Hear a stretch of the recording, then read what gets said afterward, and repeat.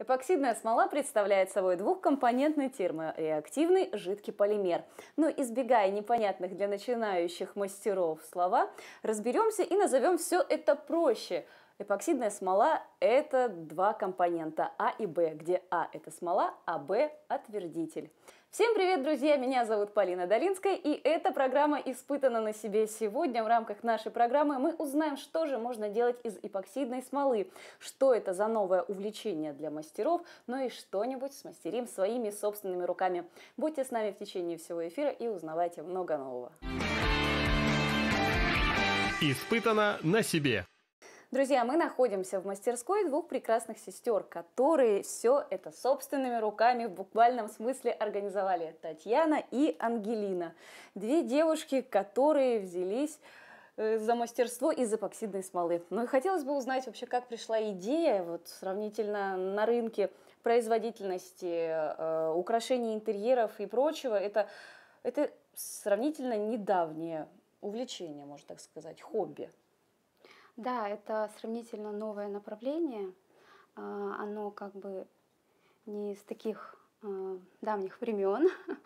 Как бы эпоксидная смола применялась в основном раньше в технологиях различных, да, вот. И с недавних времен стали производить такую так называемую ювелирную эпоксидную смолу, которая имеет более такой прозрачный, красивый вид. Из нее можно делать не только, например, какие-то украшения, но и вот такие вот изделия. Допустим, подставочки такие, фруктовницы. Вот это нужно взять крупным планом, потому что это, друзья, это очень и очень красиво. Я смотрю и восхищаюсь, и я даже не представляю, смогла бы я что-нибудь такое сделать собственными руками, и поэтому я могу только вот стоять и восторгаться произведением искусства, не иначе. Да, вот это вот мы хотели бы показать фруктовницы. Например, можно сделать точечную роспись, залить ее смолой, это как марокканская живопись называется, да? Такие вот подстаканники постеры, это, да, это подстаканники под бокалы, под кружечки с термозащитой, то есть можно ставить на них горячие напитки, такие как кофе, чай. Вот. И она не трескается, да? Нет, ничего с ней не будет. А какой срок износа у нее, допустим, при постоянном использовании? Потому что использовать же можно в интерьере и делать столешницы даже. Да, конечно, можно. Вообще, за эпоксидной смолой, именно за ювелирной такой, нужен тоже специальный уход. Поэтому мы каждому изделию выделяем рекомендательное письмо, в котором описывается то, как за ним правильно ухаживать. То есть нельзя оставлять изделия под прямыми солнечными лучами, то есть это наступит деформация пигмента и возможно небольшое пожелтение именно эпоксидной смолы. Также нельзя такими вот резкими движениями мыть, нужна щадящая мойка для изделий. И в посудомоечной машине можно использовать или все-таки не рекомендуется? Ни в коем случае нельзя использовать в посудомоечной машине. Изделия не могут, может оторваться декор от изделия, также может деформироваться пигмент и термозащитное покрытие, оно может отойти при резком перепаде температур. И ваше изделие может просто прийти в негодность. Вот. А при правильном соблюдении всех рекомендаций средний срок использования? Так всю жизнь. Оно не ломается. Это как пластик. Его невозможно практически поломать. То есть, если там кот пробежал по столу, уронил все, ребенок погрыз, ничего с ним не случилось? Ну вот для этого мы покрываем термозащитой, чтобы не было никаких царапин, чтобы вы могли использовать ее и под горячие какие-то напитки. И даже можете, например, сюда, у нас есть такие подставочки, как блюда, подносы. Смотрите, друзья, какой красивый перламутр. Да, сюда можно выкладывать горячие роллы, там, пирожки, любимые, мяско, да, и ничего с ним не случится. Для тех, кто нас смотрит и тоже где-то в интернете читал, где-то, может, в социальных сетях видел, восторгался, восхищался и решил вдруг попробовать. Ну, мамочки в декрете у нас сидят, или просто у кого-то отпуск, и вот руки чешутся, что-нибудь руками поделать. Вот с чего начинать? С чего начинать? Думаю, что лучше всего будет начинать с мастер-классов, скорее всего, да. Потому что мы сами испытали на себе иной путь. Он гораздо сложнее. То есть мы вручную, то есть изучали много очень материалов, прежде чем приступить хотя бы к заливке первой работы. Конечно же, первые работы оставляли желать лучшего, потому что мы не так хорошо были ознакомлены именно с химическими составами эпоксидной смолы и прочим. И мы своим путем, именно мы уже потом пришли к мастер-классам других именно мастеров из Москвы, тоже из Питера. Есть знаменитые мастера, которые у нас в России тоже занимаются подобным делом. Мы у них тоже потом принимали опыт. А так, большинство нашей деятельности заключалось в том, что мы сами все это изучали. Методом проб и ошибок. Да, методом проб и ошибок. Поэтому начинающему мастеру, скорее всего, лучше обращаться к мастерам, чтобы сэкономить хотя бы время. И деньги. Да, и деньги. Да. Мы столько всего перевели Мы материала. 30 килограмм смолы перевели первый раз. 1,5 года мы учились. И решились мастер-классы на платные. Да, и прошли вот у хороших мастеров, достаточно известных. Вот, друзья, первое правило, которое вы должны вынести из этой программы: не занимайтесь самодеятельностью. Все-таки эпоксидная смола – это химические элементы. Берегите время, берегите здоровье, нервы и свое время. Испытано на себе. Так, перво-наперво нам нужно экипироваться, потому что эпоксидная смола, она выделяет токсичные пары. Нам нужно свои дыхательные пути, свои глаза уберечь. Так как мы заливаем небольшие работы, то достаточно будет просто иметь маску обычную, чтобы пары так сильно не били, и, возможно, какие-нибудь очки, которые будут защищать глаза. Или защитный экран какой-нибудь. Да, защитный экран тоже подойдет. И для начала мы также от паров защищаем свои руки, кожу. Надеваем чулочки на руки, чтобы закрыть именно открытые участки кожи. На носки похоже. Да, похоже на носочки. Такие плотненькие носочки, которые уберегают кожу от паров. То есть это самое первое, ну это второе главное для тех, кто решил начать. Да. Берегите Вашу себя, кожу. да, руки, лицо, нос, дыхательные пути все закрывайте. Также на нас должна быть рабочая одежда, фартуки, вот, либо какая-нибудь рабочая такая одежда, которую не жалко испортить или испачкать, потому что эпоксидная смола, она, можно сказать, практически не отмывается. Да. То есть и помещение нужно выбрать такое, в которое потом там не соберутся дети, собаки, кошки не набегут. Да, и желательно помещение, которое не жалко, потому что это все на пол может накапать, и тоже, если вы собираетесь в больших масштабах этим заниматься, то, конечно же, грязь вокруг и беспорядок, они вам обеспечены. Так, перво-наперво мы, получается, закрыли наши открытые участки кожи. Также вот вы можете подобрать масочку для себя, обычную, или вот щиток, или с маской, да. Я надену и то, и другое. Хорошо. Также мы используем перчатки в 2 этапа. То есть сперва мы надеваем такие тоненькие перчатки, это у нас чистовые перчатки будут.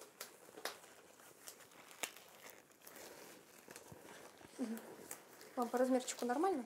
Да, по размеру нормально, я тут просто заблудилась чуть-чуть. Хорошо. Это вот чистовой вариант. Бывает, одна пара перчаток рвется, и нам необходима вторая пара.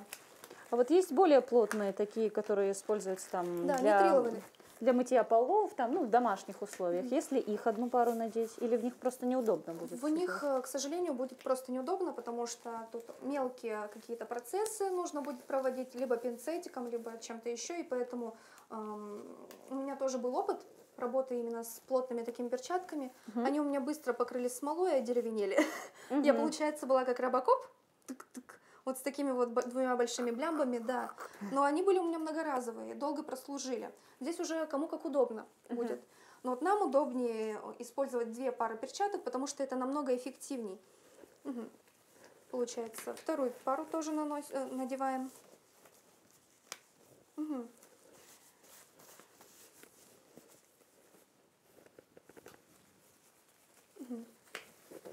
Так, все. В принципе, мы уже Защищены. Да, защищены. И вот, получается, сейчас мы уже подготовили для вас смолу. Получается, вот в 2 стаканчиков. Мы будем заливать диораму. Что это? Диорама это получается имитация будет такого участка некого земли, диорама, то есть постановочная такая, кусочек живого такого оазиса. Оно? Нет, здесь на этом примере я вам буду показывать, как именно раздувать мы будем волны. Это уже будет у нас следующий этап, а сейчас мы пока что будем выкладывать песок, будем формировать, получается, начальную вот эту вот стадию, штуку. Базовую. Базовую, да, базу будем заливать. Для этого нам нужен будет песочек. Песок любой подойдет или его где-то специально покупают? Мы предпочитаем покупать специальный песок, именно озерный. Мальдивы, друзья. Мальдивы. Те самые Мальдивы, которые я могу себе позволить. Он такой чистый у нас получается, и при заливке он не темнеет. И это вот самое вот главное качество для эпоксидной смолы. Позвольте вот салфеточки сюда. У нас должны быть они тут, чтобы протирать наши палочки, если мы их вытаскиваем. Мы их обязательно протираем, потому что они у нас многоразового использования, и руки тоже можем так. И вот так вот кладем рядом. И вот, получается, вы сейчас, вот, у нас получается, мы открыли, и у нас здесь уже есть заготовка, смола, в которую мы будем вмешивать постепенно песочек.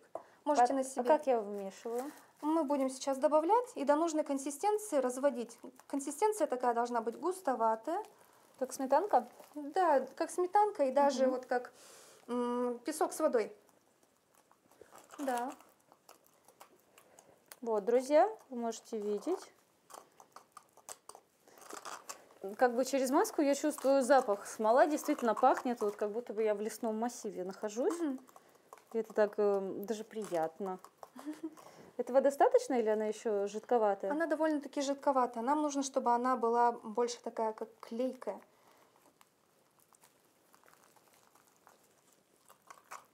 А если я переборщу с песком? Если переборщите с песком, то ничего страшного, можно просто будет добавить смолы. Это достаточно?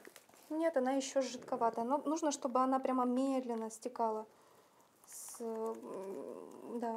перчаток. И вот она уже, вот видите, у нее такая форма, уже такая, которая как глина. Да, или как глина. Цемент замешивают. Да, как тот самый я песочек. перчатку испачкала. Да, нормально. И эту запачкала. Да, все хорошо. Мы как раз туда и будем выкладывать песок. Можно оставить? Да, ставьте. Это уже первый наш шаг, так сказать. Первый блин. Да. Но не комом, потому что у да, нас здесь пока всё- еще не ком. Да. Вот видите, она у вас уже такой консистенции, как... Страшно ложечку сломать вот эту. Да нет, не сломайте. Ей уже, она у нас многовековая, там у нее уже слоев эпоксидной смолы предостаточно, она защищена полностью. Этого достаточно. Я думаю, что да. Если что, еще сверху мы сможем присыпать это все дело, и будет вообще идеально. Так, ну я визуально думаю, что я размешала все Да. без комочков. Да, вообще отлично.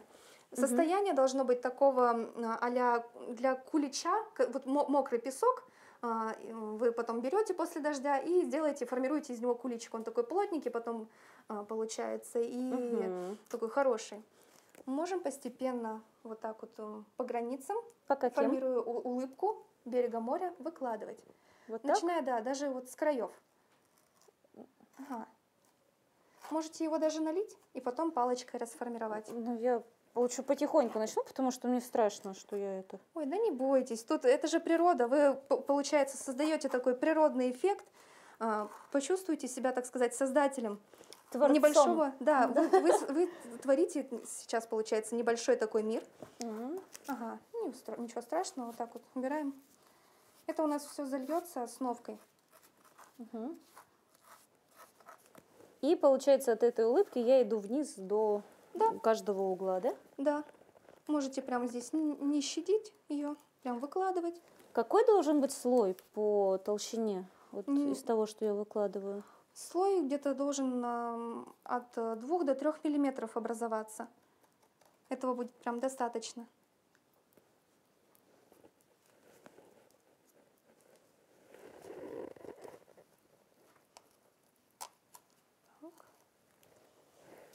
Неплохо. Мне местами кажется, что все-таки что все-таки я это много добавила. А если я Нет, нормально. больше? Вообще самое то. Можете даже ее не уголком, а плашмя вот так вот укладывать. А, вот так? Да, Ой, так тут шпателечек нужен. да. Даже можем вам дать ложечку. Вот здесь у вас есть инструменты. Да, тут вот вилочка самое то будет да, формировать. Тогда я сейчас еще чуть-чуть добавлю. Да. И вилочкой все это расформируйте. Угу. Она как раз как инструмент идеальна для этого. Ну, все равно мне кажется, что где-то больше, где-то меньше. Нет, так и должно быть. Это нормально, это же берег. Там песок, он то приливает, то отливает. И он формирует тоже свою некую такую консистенцию. И он же не всегда равномерный. Тем более сейчас даже вот пройдет время, оно немножко подусядет.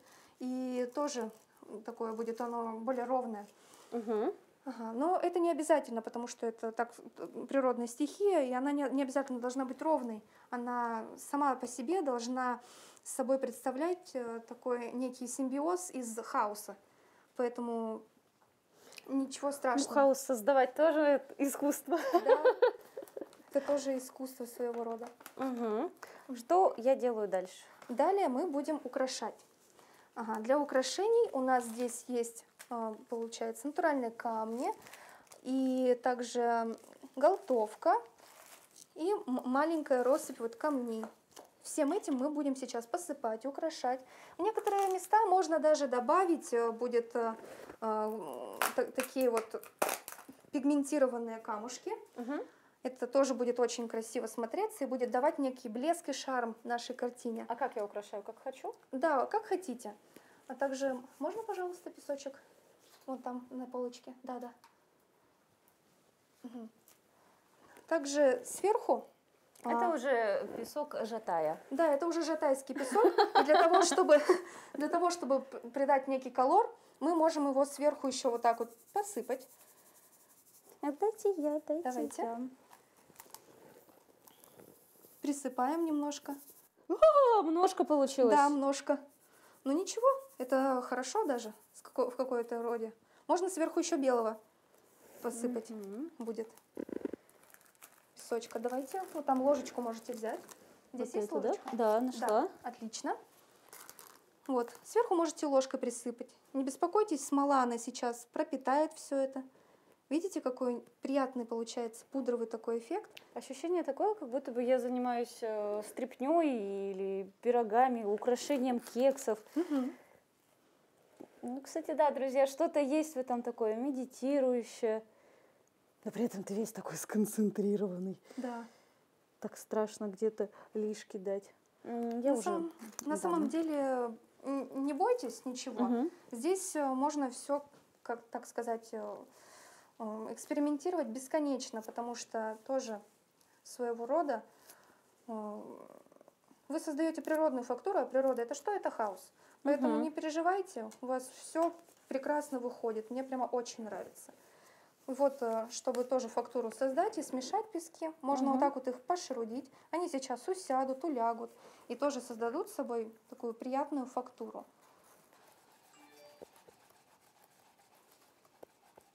Также для этого нам понадобятся ракушки для работы. Ракушки настоящие или маленькие. они пластмассовые? Нет, это все настоящие камушки, ракушки, которые мы заказываем, либо сами собираем. Ага. Вот, пожалуйста, тут есть мелкие всякие разные, можете их воткнуть, например. Ага. Вот какая красота, у нас есть друзья. пинцетики. Вы только посмотрите, это просто шкатулка мечты. У нас еще много таких есть, даже побольше. Я, видите, такие на озере собирала.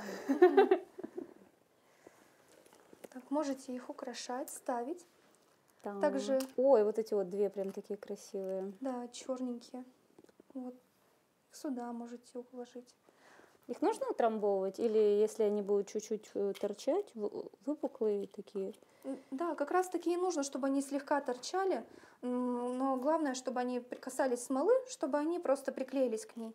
Смола с песком, она довольно-таки крепко держит все эти декоративные элементы и не дает им потом в будущем отвалиться. Как у меня руки трясутся. И вот эту большую хочу, наверное. И... Можете даже вот сюда потом. Ага.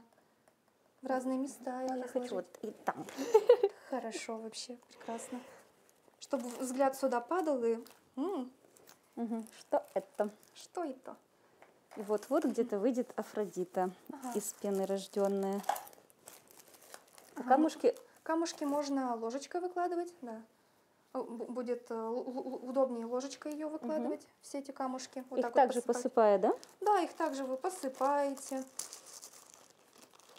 раскладываете. А я пока вы украшаете, я займусь заготовкой именно смолы для раздувки для нашего экземпляра, который я вам покажу, тестовый. Это уже в будущем вы будете раздувать волну, и сегодня я вам покажу, как это делается. Для этого нужно смолу заготовить заранее, потому что тоже, опять же, смола, она имеет разную консистенцию, и для нее нужны тоже разные разделения этапов работы. Поэтому некоторые изделия могут выполняться в период с 1 до 3-4 дней, в зависимости от сложности этапов и застывания смолы, времени застывания смолы.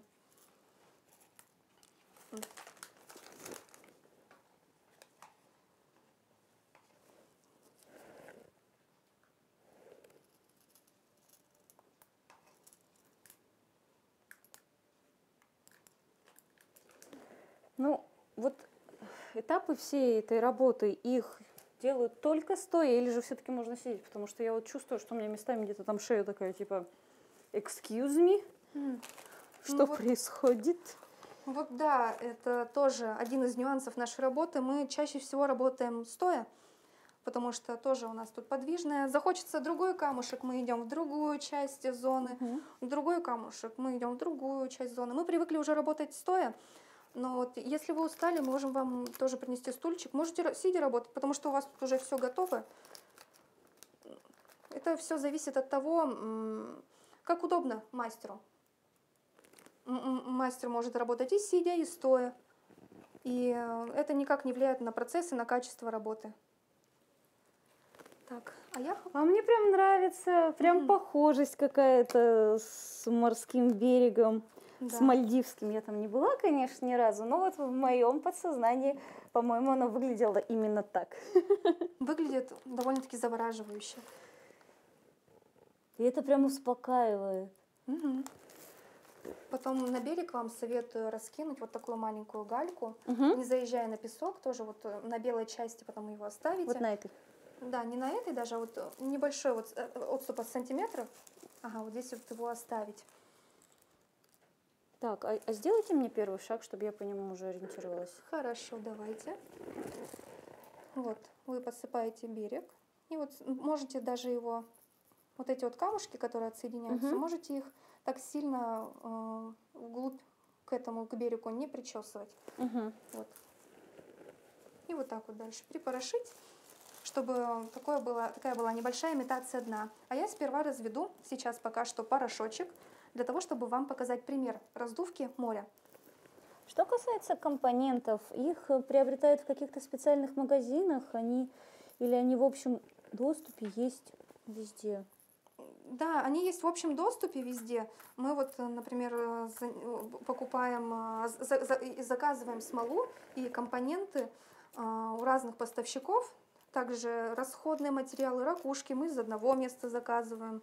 Уже приноровились спустя долгое время у разных фирм это все приобретать. Что мы делаем дальше? Итак, вернемся к моей картине. Да, вернемся к вашей картине. Итак, получается, сейчас мы будем смешивать для вашей картины пигменты. Какие? Нам нужно сделать плавную растушевку от глубины моря до краев.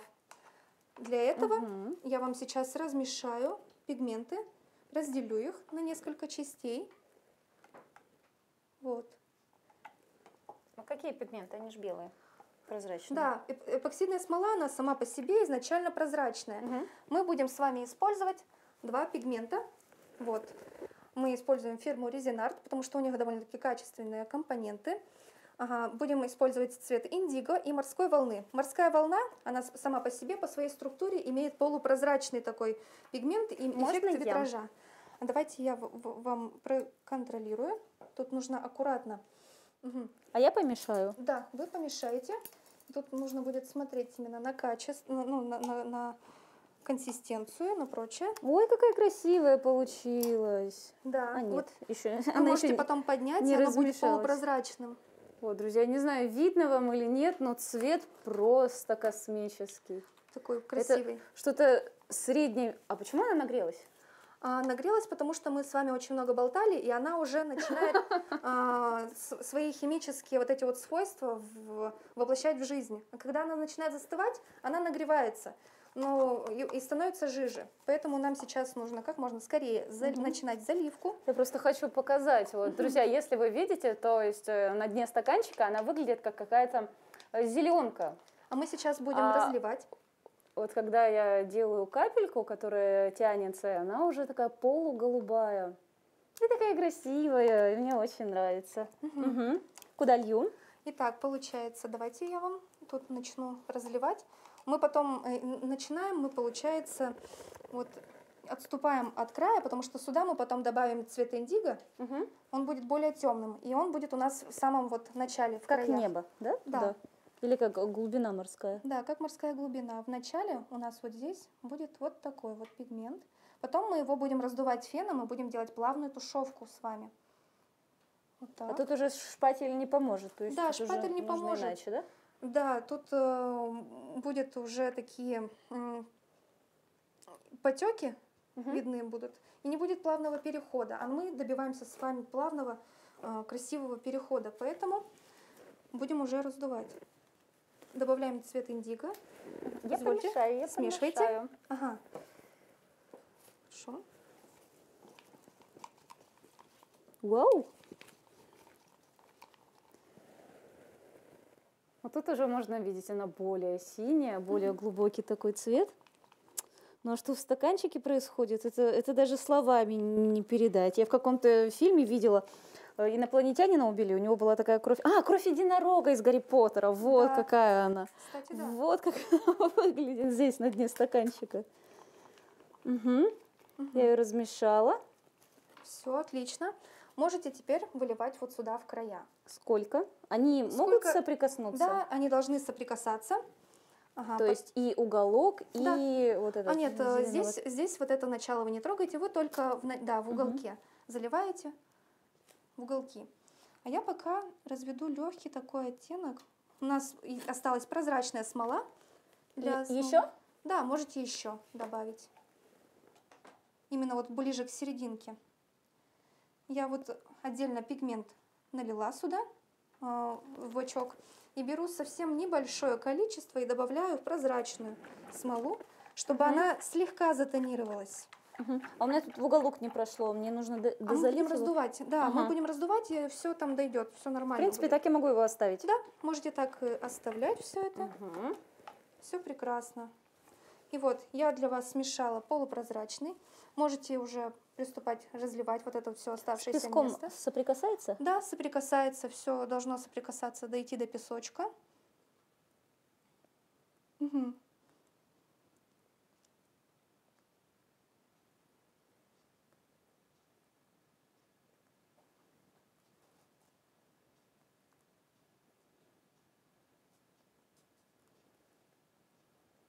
Очень медитативный процесс. Это прям завораживает, честное слово. Вот есть разные плана видео, там АСМР, вот это. Вот примерно то же самое. Вот залипнуть можно. Да. Я вас понимаю. А я теперь понимаю вас. Так вот, получается, такие небольшие участки мы можем просто пройтись палочкой, догнать куда-нибудь. Все вот это вот пигмент, чтобы он у нас начал соприкасаться. Можете вот здесь вот пройтись, а я пока принесу фен. А я могу вот так вот зацепом его смешивать. Да, конечно. А они одинаковые по консистенции, что вот полупрозрачные, что вот эти цветные? Потому что у меня ощущение, что либо она уже подсыхать начала, она более такая вязкая стала. Мгм. Да, она подсыхает, потому что она уже начинает затвердевать. И когда добавляешь пигмент в эпоксидную смолу, она начинает гораздо быстрее схватываться, нежели чем смола, в которой нет пигмента. Поэтому вы верно подметили, та смола, где было чуть меньше пигмента, она более жидкая. А вот эти, которые именно с большим количеством пигмента, они уже начинают быть густыми. Давайте я покажу вам вначале, как мы будем раздувать это все, смешивать. Что-то даже получается как будто Да, бы. сейчас мы будем это все смешивать. Мгм. Я включаю фен.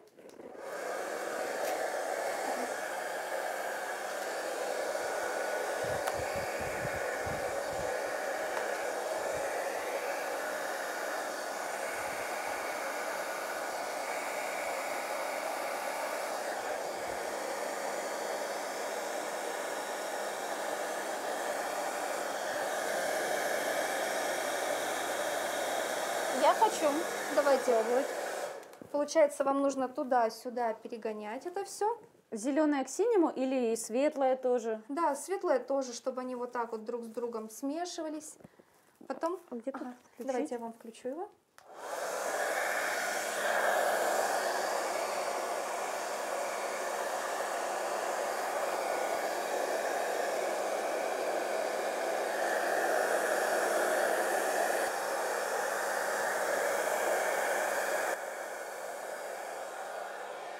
Вам нужно это увидеть. Это, по-моему, получилось северное сияние. Круто. Мне нравится то, что у вас выходит. Оно Я- потом еще Я через... удивляюсь, что у меня выходит.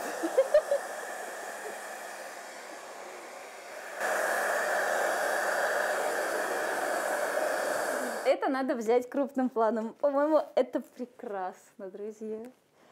Я прям довольна результатом своей работы. Я пока, наверное, не буду, да, приподнимать, чтобы она не сползла? Или Да, слегка хорошо. можно? Да, можете. Вот я вот так тогда попробую на камеру сделать это поближе. Точнее, вот так оно будет выглядеть, если смотреть на нее прямо. Я сейчас густой смолой прохожусь именно по тому месту, где у нас будет волна. То есть я не захватываю весь масштаб картины, а вот так вот только прямо вот эту густую смолу размазываю потихонечку по всему периметру, где у нас будет волна. То есть вот она вот так вот идет, прозрачная волна вот у нас. Вот я все это размазала сейчас. И будем раздувать. Сейчас я вам покажу на своем примере, как нужно раздувать волну. Только вот мне нужно добавить в начале.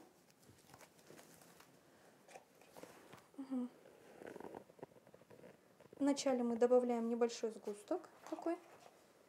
Это вот линия, Да, которая это линия. отделяющая. Да, все верно. Это линия, которая разделяет наш песочек и начало волны. В начало мы всегда добавляем чуть больше эпоксидной смолы, потому что это нам поможет именно совершить такой небольшой накат по вот этой вот смоле. Мы ее, как бы, получается, загрунтовали слегка, и оно будет плавно вот так вот скользить. Волну мы будем тоже раздувать феном.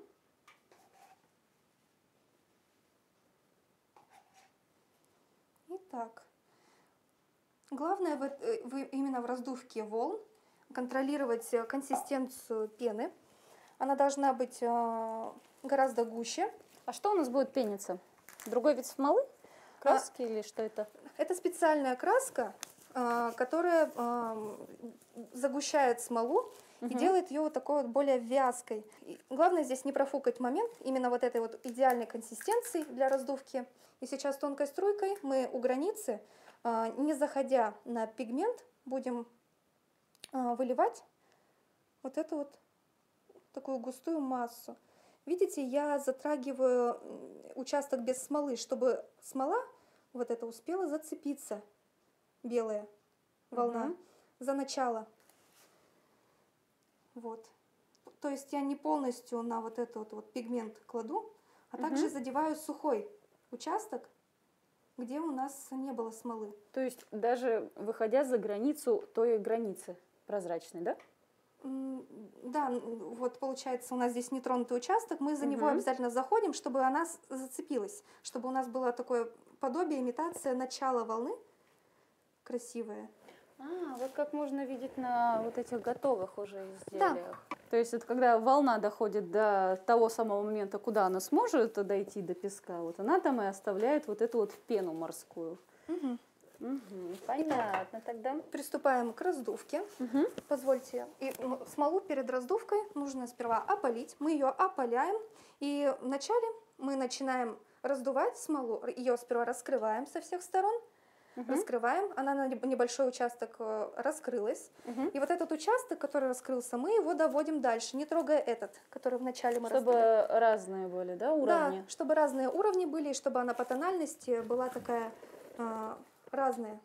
И так вот получается. Я горелкой прохожусь, чтобы активировать смолу, чтобы ячейки начали работать. И начинаю раздувать. К этой пока что не прикасаюсь. Главное не торопиться. Вот ее раскрываем.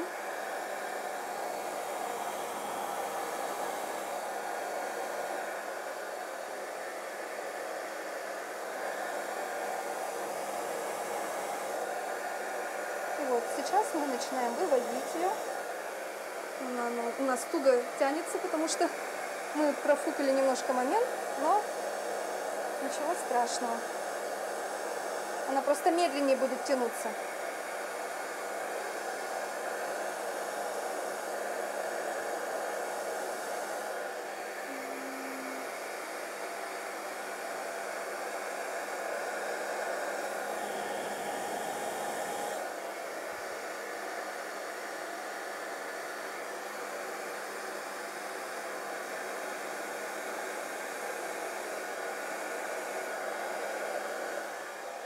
Супер, все, я хочу попробовать. Ага, и вот смотрите, что произошло. Небольшая деформация. Она у нас на выгнулась, изделии. да? Да, потому что она свежая у нас была. Ну ничего страшного, мы ее вот так вот кладем обратно и продолжаем работать. Также после того, как мы раздули, Фиксируем край, да? мы выгоняем излишние пузырьки. И смотрите, буквально на ваших глазах начинают образовываться вот эти вот красивые ячейки. Вот. Вот. Еще можно даже чуть-чуть пузырьков выгнать. Вот. Вообще отлично вышло. Красота. Сейчас они, видите, еще со временем начинают постепенно раскрываться, и все больше и больше. Ага, получается пузырьков. Вот. И теперь нужно ждать полного застывания. Следующим этапом До 4 часов, да? до 4 часов. Но вот эта густая смола, она может даже раньше застыть, потому что вот именно густой смолы у нас время отверждения от 3 часов. Тем более в теплом помещении все это быстро очень схватывается, и будет довольно-таки быстрый результат. Что касается моей картины. Вашей картины, так, мы должны сейчас принести сюда некие элементы декора. Я вам Вот оставила, да, лодочку. Друзья, вот такая у меня лодка будет красивая, с каким-то палантином, и 2 весла. Да. Мы же все-таки диораму составляем. Диорама — это имитация такого участка. Участка живой природы, живой стези. Ага. Куда хочу ставлю? Да, куда хотите. Вот так. Можете ее притопить чуть-чуть в воде. Вот. Она уже будет идеально держаться. И 2 весла. 2 весла. Ну, разбросаем их, так как будто бы влюбленная парочка приехала на райский остров и побежали в джунгли есть кокосы. Да. Кинули, про все забыли и побежали. Да. Я бы тоже про все забыла, окажись я на таком берегу. Вперед к райским наслаждениям. Да. Все отлично, нам нужно подождать некое определенное время, чтобы в период от 4 часов, чтобы это все затвердело, и тогда мы уже приступим к раздувке волны. Вот как здесь. Да, как на этом примере, который я вам только что показала. Мгм. Ну что, друзья, давайте подождем. Испытано на себе. Ну что, друзья, время пришло. Картина наша подсохла. Вот вы можете видеть, я ее спокойно могу трогать. Смола у нас схватилась. Буквально сколько это? Процентов 80 уже у нас готово. Да, работа уже практически у нас считается завершенной. Сейчас мы, как я вам показывала, разливаем, получается, грунтуем Вот здесь? прозрачным слоем. Да, можете у границы обозначить, где у нас будет проходить волна. Мгм. Даже можете вот так вот рядом разлить, а потом палочкой доровнять все это. Мне вот кажется, самое сложное было это вот мимо лодки все это обойти. Мгм. Да, сейчас мы можем слегка загрунтовать, сделать полупрозрачную. Я также беру небольшое количество пигмента и смешиваю с прозрачной смолой, чтобы у нас легкий тон получился. Видите? Да. Такой легкий мятный оттенок получается. Такой привкус мяты приятный. Вроде бы ничего, но на самом деле визуализацию дает мощную и придает жизни картине. Это мы глубину. куда сейчас направляем? Это уже мы грунтуем все остальное пространство вплоть до конца.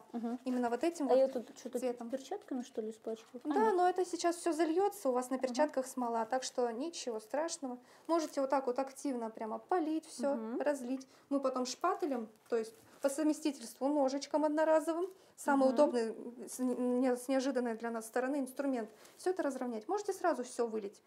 Я лучше по частям, потому что... Хорошо. думаю, да, есть что-то. Все вообще отлично. А здесь, давайте волну лучше вот носиком разливать. Ой. Да, вы вот так вот берете стаканчик. Давайте я вам это опасное место покажу. А вы вот здесь вот дойду до весел, а дальше вы сами. Вот здесь вот берете носиком и аккуратно прям тоненький вот так вот цепляете. И опять же заходите на берег слегка. Вот сюда вот так вот захожу чуть-чуть на лодку. Вот сюда. И здесь вот вам оставляю. Вот так. Видите? И разливайте дальше до конца. Вот так. Нет, вы заходите чуть-чуть пораньше. Да-да-да. Вот. Прям на песочек. Все. Можете его... Ага. Вот видите, вы раньше прозрачного делаете. Ага, вот. Вообще идеально.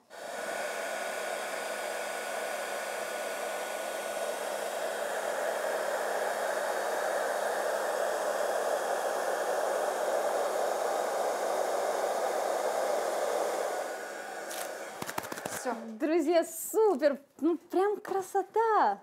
Теперь самое интересное. Опыляем. И вот ячейки начинают раскрываться.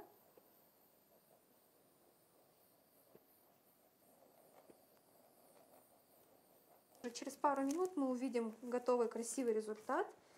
Вот такая вот у вас работа получилась. А вы думали, что не сможете? Друзья, всё. супер оказывается. Когда ты под чутким присмотром мастеров, то у тебя в твоих руках буквально абсолютно весь мир. Тот мир, который вы можете выразить вот таким вот творчеством. Супер. Я прям благодарна, что я оказалась сегодня в вашей мастерской, открыла для себя что-то много нового и интересного. Я думаю, друзья, всем нашим телезрителям это тоже было полезным. Вот замечательные сестры Татьяна и Ангелина, которые создали вот эту вот красоту и с удовольствием делятся со всеми нашими телезрителями, жителями нашего города. Вот такой вот результат.